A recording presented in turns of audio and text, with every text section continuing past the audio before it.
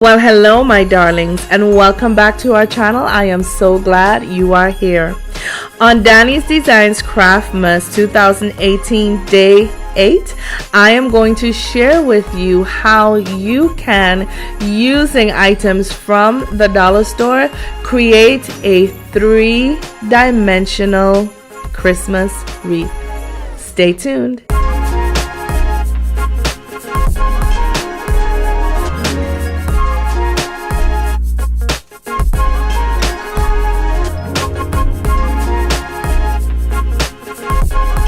For this project, you're going to need some ribbon, any color of your choosing.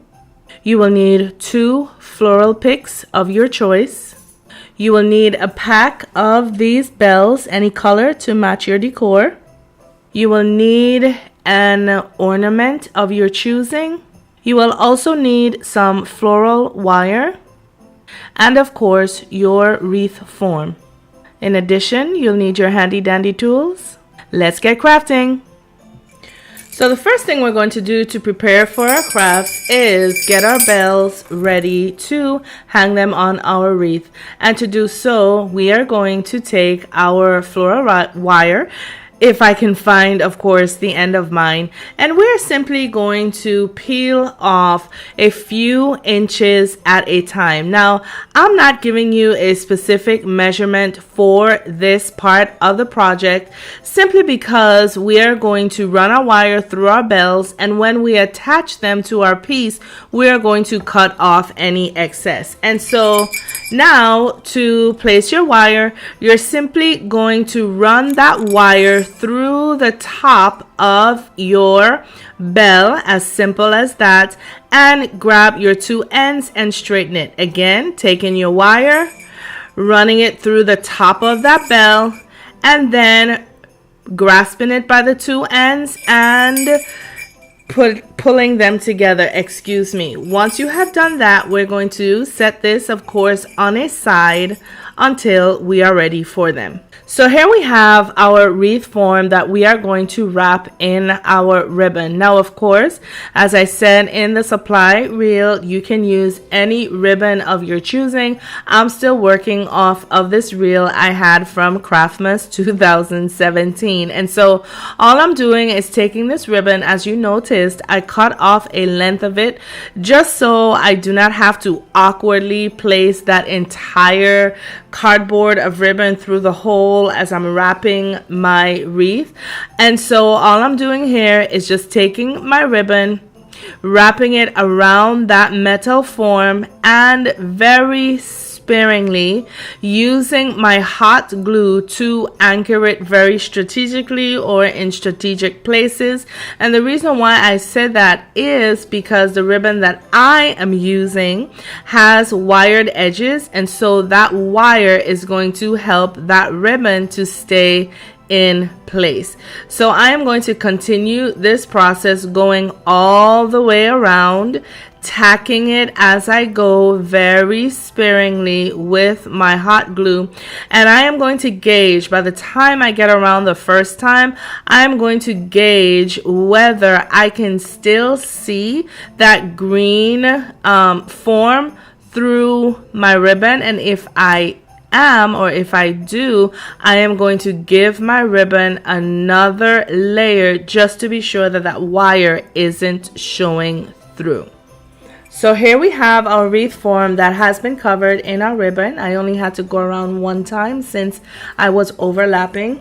But now what we are going to do is we're going to take our wreath foam, our picks, and we are going to add our bells to our picks. Now, if you are lucky enough to find picks with bells already on them, you do not have to include this step in your project. I am simply adding bells to my wreath because at this time of year during the holiday season, that is one of the most beautiful sounds I believe anyone can hear. And so I am adding bells to mine. Now, as you can see, all I did was find a part of that pick that I could have attached that bell to. I ran my wires into the pick and around and around the stem that I am anchoring it to.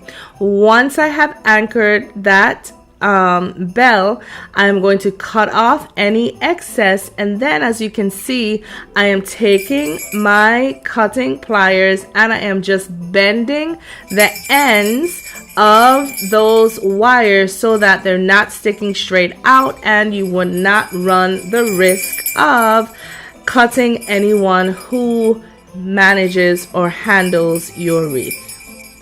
So here we have our wreath form again, and here we have our pick with our bells on them. And what we're going to do now is anchor our picks into our wreath form. Now, instead of taking this pick and gluing it with gobs and gobs of glue to my wreath form, I am simply going to make a space in that ribbon for my pick to go through, and then I'm going to push it in, of course, as far as it can go. The piece of stem then that is sticking out, I am now going to use my hot glue to go in, place a stream of hot glue under that stem, and then I'm going to hold it in place to make sure that pick, the hot glue, and the ribbon are engaging. I am going to place this ornament in the middle, and then on the opposite side I am going to place my second pick by doing the exact same thing. So here we have our wreath that is coming very nicely together. And what we are going to do now is place our last piece. But I want to make sure that you understand, my darlings, that this is not Mr. Reindeer. This is actually a cousin of his who is loaning himself to this video. He is not Mr. Reindeer.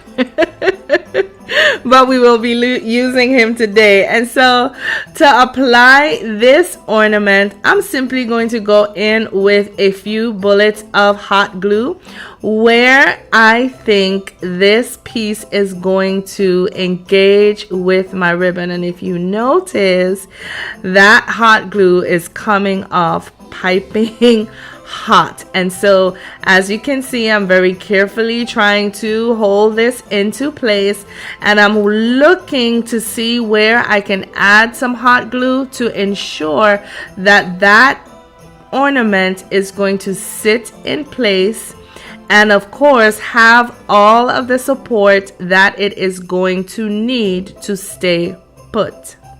Once I have placed that down and I am confident that it is set into place, not Mr. Reindeer, not Mr. Reindeer, I am going to take now Mr. Reindeer's cousin and I'm going to glue him on top of our ornament to give it that extra dimension and that 3D look. Again, of course, I was just eyeballing where I should put the hot glue, and here I am applying some pressure, but off camera I'm going to go in and look for any more pressure points that I can find to make sure that he too is glued securely to our wreath.